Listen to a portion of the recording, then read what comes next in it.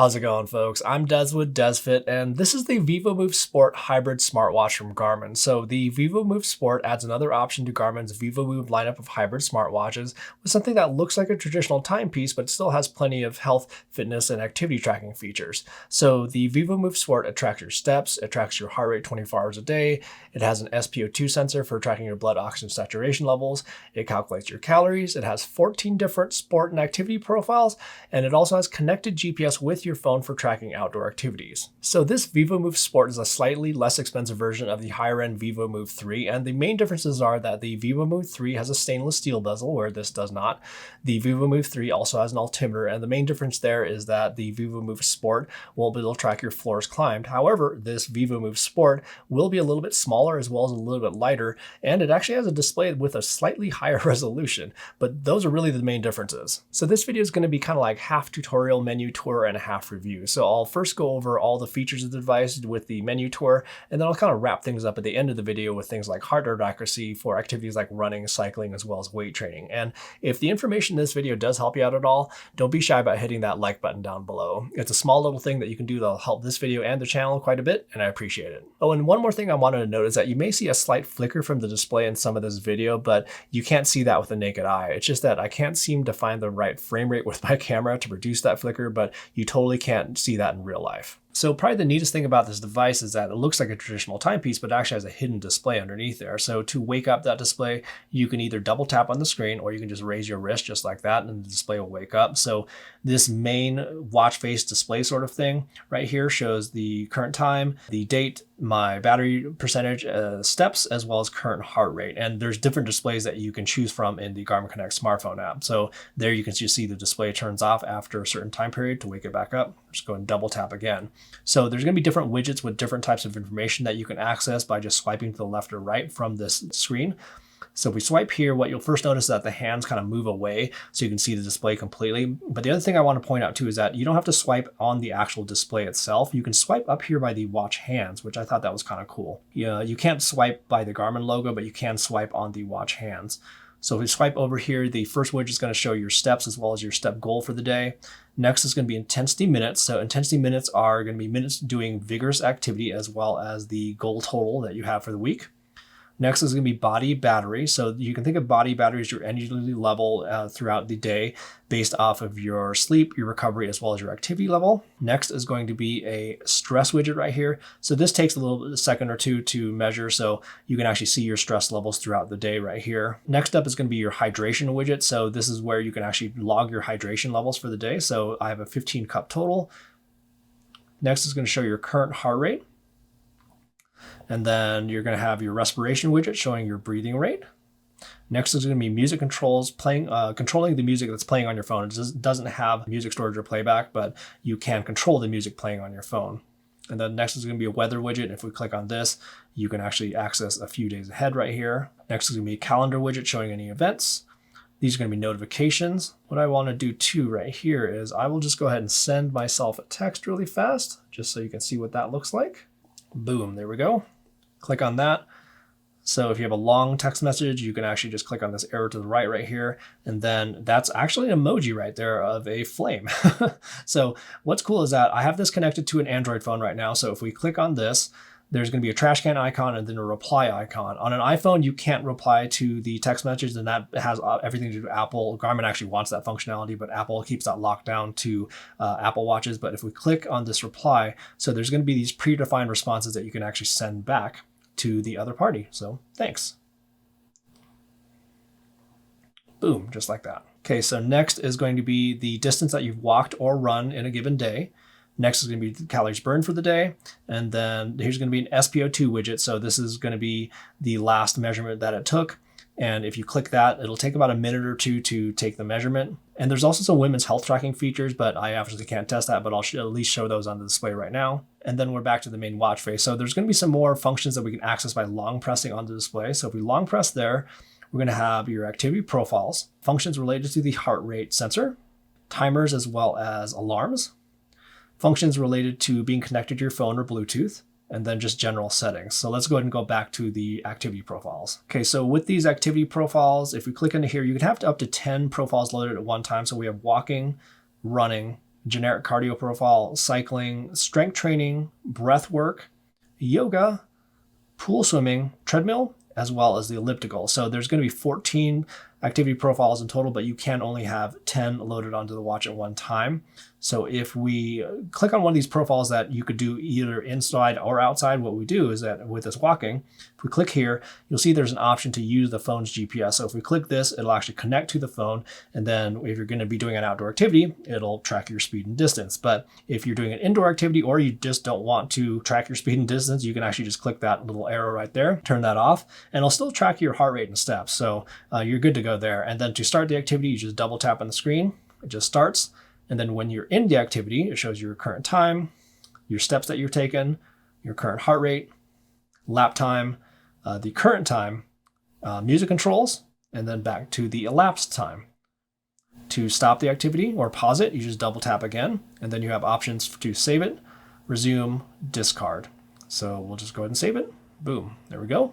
And then here's an example of what an outdoor activity looks like when you go to save it. And GPS accuracy doesn't necessarily apply here just because it's going to be relying on your phone's GPS. So it's going to vary from phone to phone. But as you can see from this example, it lined up perfectly fine with the other test devices that actually did have GPS. So next up, we're going to be functions related to the heart rate sensor and information related to the heart rate sensor. So click on here. This is going to be the SpO2 widget like we saw before. So again, this takes about 2 minutes to happen right there. And then next is going to show your VO2 max value for running. Next is going to be fitness age. And fitness age is Garmin's way of trying to create like a little bit more relatable figure than VO2 max for people to assess their fitness level. So fitness age basically is based off of your VO2 max, your resting heart rate, as well as your BMI. So you will need to enter your weight into the Garmin Connect smartphone app to calculate this figure. Next up is going to be heart rate broadcasting. So right now it's actually broadcasting my heart rate. So you can actually pick this up from like some sort of training app like Zwift if you're doing some like indoor cycling, and then just tap that to stop it. Next up are going to be timers as well as alarms. So we click that. Basically, it's going to have the duration of the timer right here. We can edit that. So we can set this to however many minutes right there. Choose the seconds as well. And then to start the timer, you just double tap it and then double tap again to pause it. And then you can reset it if you like right there too. So next up are features that are related to being connected to your phone. So if we click on this, here's where you can turn Bluetooth on or off. There's also a Find My Phone feature as well as a manual sync feature. Then over here is going to be settings. So here's where you can enable or disable a Do Not Disturb mode.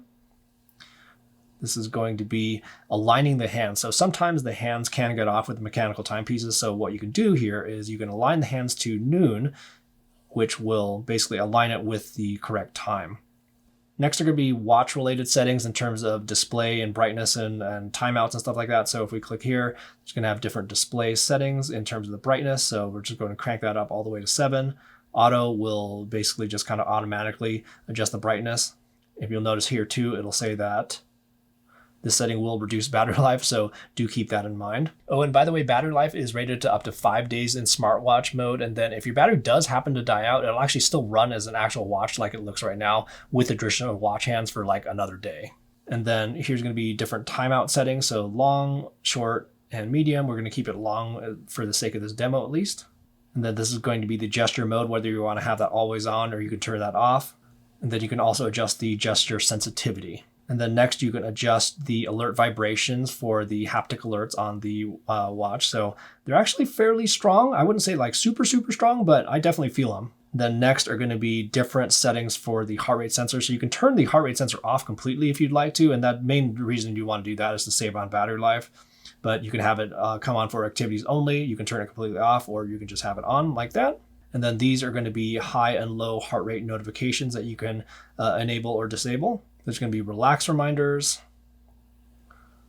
And here's where you can enable or disable the Pulse OX sensor for sleep tracking. And this watch does have Garmin sleep tracking that you can actually track sleep stages too. Then next up are going to be the safety and tracking features. So this is instant detection. So you can enable or disable the instant detection feature for different profiles, walking, running, as well as cycling. So instant detection will essentially try to detect when you're kind of doing an activity, you come to a complete and sudden stop and then stop moving. And then it'll actually send an alert to one of your emergency contacts. And then there's also live track right here. So live track, again, will send a link when you start an activity. If you turn this to auto start right here, it'll actually send a link with your location, and somebody can actually follow along with your outdoor activity if you like. And then one feature I want to show you that's related to the safety and tracking features is something they call assistance or get assistance. So if you just rapidly tap on the screen, what happens here is that you say that assistance begins in 5 seconds. What it's going to do now is have a little countdown. You can cancel this if you want. So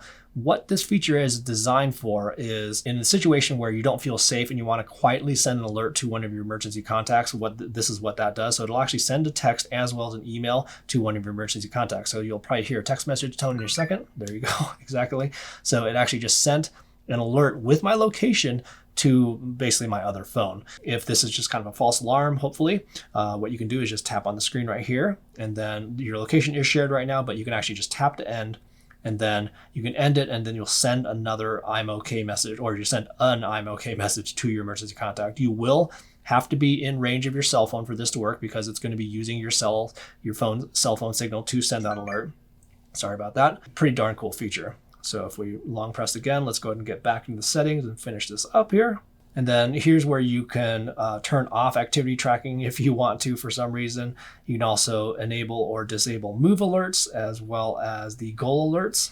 Then here's where you can change the time format from 12 to 24 hours. You can set the time manually if you'd like to. And then you can choose which wrist you're going to wear it on. So I'm choosing it on my left wrist right now. And then you can change the from statute to metric if you'd like to here. And then here's where you can choose your different languages. Then this is going to be basically resetting the watch if you want to. And then last is just going to be kind of like boring watch information like the software version and stuff like that.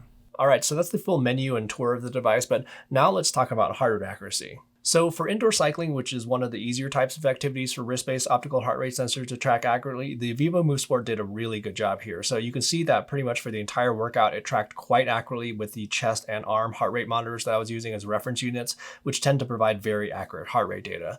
At the tail end of the workout, there were just a couple spots where it dipped momentarily, but overall, this was pretty darn solid. And then for running, again, for the majority of the workout, pretty good results. There was a strange spike right here a few minutes into the workout, but it got back in line pretty darn quickly. And then for the remainder of the workout, it was very in line with the other heart rate sensors. And then with weight training and high intensity interval training, there's a lot of arm movement and wrist flexion, which poses a lot of challenges for these types of sensors. So it's kind of the holy grail for wrist-based optical heart rate sensor accuracy. So for the majority of the workout, it wasn't bad at all. Actually quite good in a lot of areas, but you can see at the beginning that it read pretty high for the first set. But after that, those are pretty respectable results.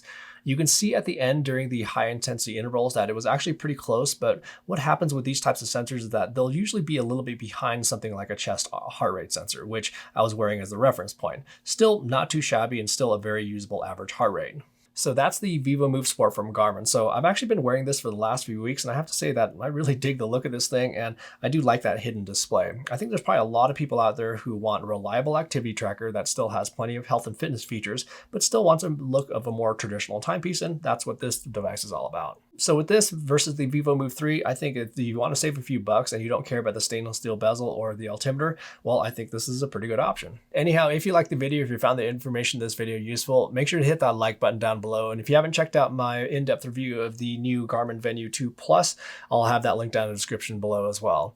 Thanks so much for watching, and we will see you in the next video.